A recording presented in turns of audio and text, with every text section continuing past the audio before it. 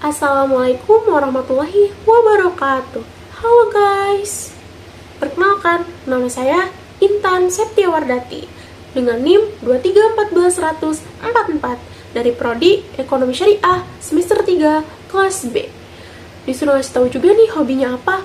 Hobi Intan yang pertama yaitu rebahan, yang kedua scroll TikTok, dan yang ketiga yaitu coklat Shopee dengan berkedok self reward.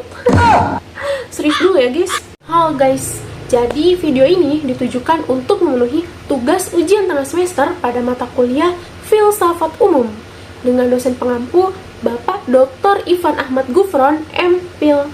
Oke guys, langsung aja.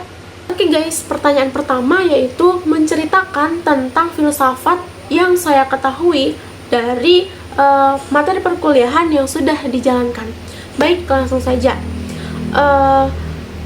Filsafat adalah ilmu yang sangat bersifat ekstensial. Artinya itu sangat berkaitan erat dengan kehidupan kita sehari-hari.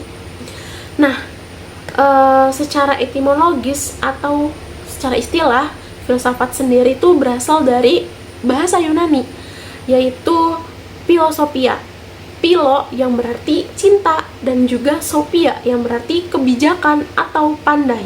Dan philosophia berarti cinta akan kebijaksanaan.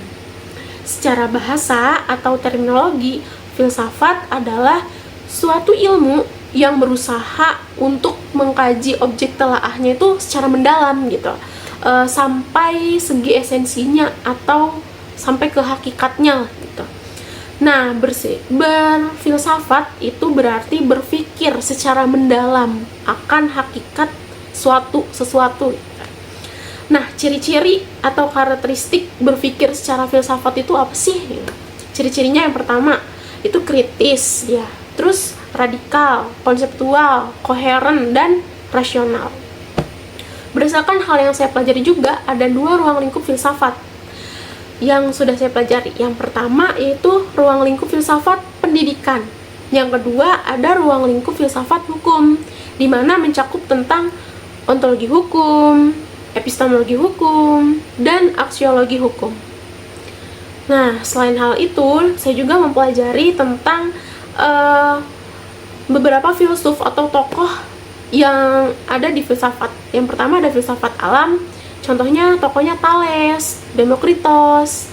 Selanjutnya ada filsuf Elea, yaitu Zeno, Melissos. Nah, selanjutnya filsuf klasik, contohnya Socrates, Plato, Aristoteles. Nah, itu.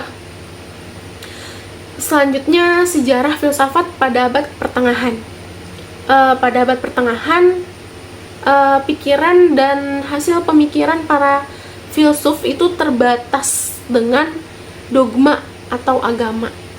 Sedangkan filsafat pada abad modern mengacu pada periode sejarah filosofis yang berlangsung dari abad ke-17 dan juga abad ke-19. Nah, filsafat modern ini dicirikan oleh pencarian metode yang ketat untuk mengetahui dan mempelajari realitas.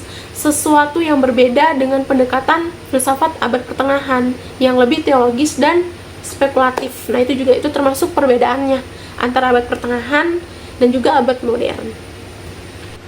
Oke guys, ini pertanyaan yang kedua. Mengapa kita penting mempelajari filsafat? Alasannya yaitu yang pertama, seseorang akan merasa mandiri secara intelektual. Yang kedua, dengan mempelajari filsafat itu berguna untuk membebaskan manusia dari yang cara berpikirnya secara mistis akan dibimbing menjadi berpikir secara rasional. Selanjutnya yang ketiga yaitu dengan mempelajari filsafat, maka filsafat itu akan mengajarkan kepada kita bagaimana caranya berinvestigasi atau melakukan penelitian dengan benar untuk menjawab sebuah persoalan. Baik, itu tadi jawaban dari saya.